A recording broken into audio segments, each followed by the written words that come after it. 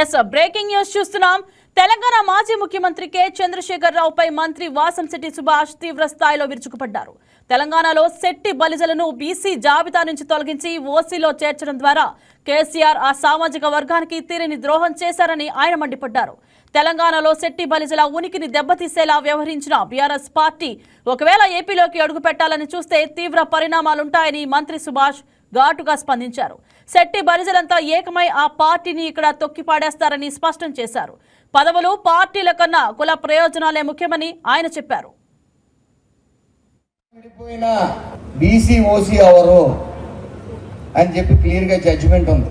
మరి ఆ రోజున కులానికి శెట్టిబలి కులానికి కేవలం సెటిలర్స్ అంటే వాళ్ళ మూలాలన్నీ ఇక్కడే ఉన్నాయి, కానీ తరతరాల నుంచి వాళ్ళు అక్కడ ఉన్నారు. ఎంతో మంది భవిష్యత్తు నాశనం అయిపోయింది ఓసీల్లో చేరటం వల్ల. ఆ ఉక్రోషంతో అతన్ని సన్నాసాన్ని తిట్టానని కేసీఆర్ని అనేక ట్రోల్స్ చేశారు. హైదరాబాద్ వస్తే ఏదో కోస్తా అన్నారు, నేను వెంటనే వెళ్ళాను. అవన్నీ తాటాకి చెప్పులు ఇవన్నీ చూసే ఉంటాం. అయితే తర్వాత బీసీ కమిషన్ దగ్గరికి మీరా కుమార్ గారు నేను వెళ్ళాం. మనం ప్రజెంట్ చేయవలసింది చేసాం, అక్కడ చెప్పవలసినవి అన్నీ కూడా చెప్పాం.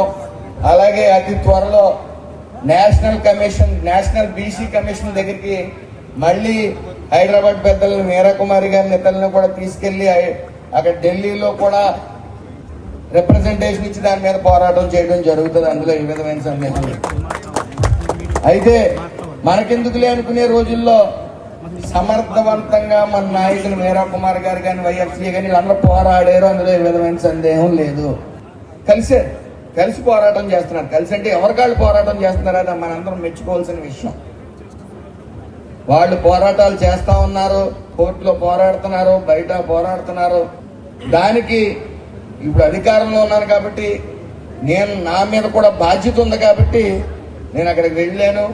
ఆ విషయం వదిలేదేమీ లేదు, మళ్ళీ వెళ్తాం.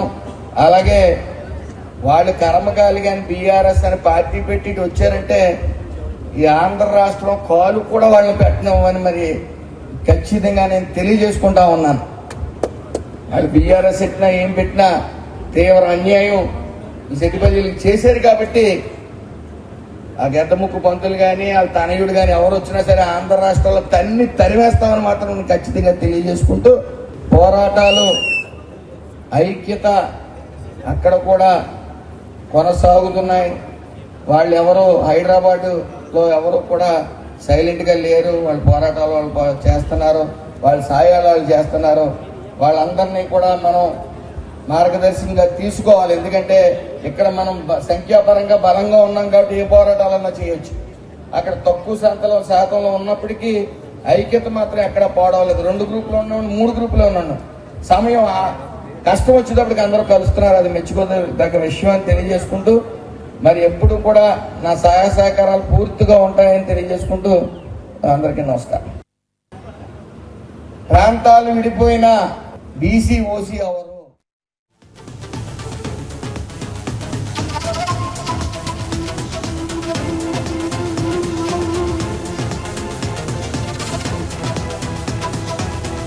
ఈ వీడియో మీకు నచ్చినట్లయితే లైక్ చేయండి, షేర్ చేయండి, మా ఛానల్ కి సబ్స్క్రైబ్ చేయండి.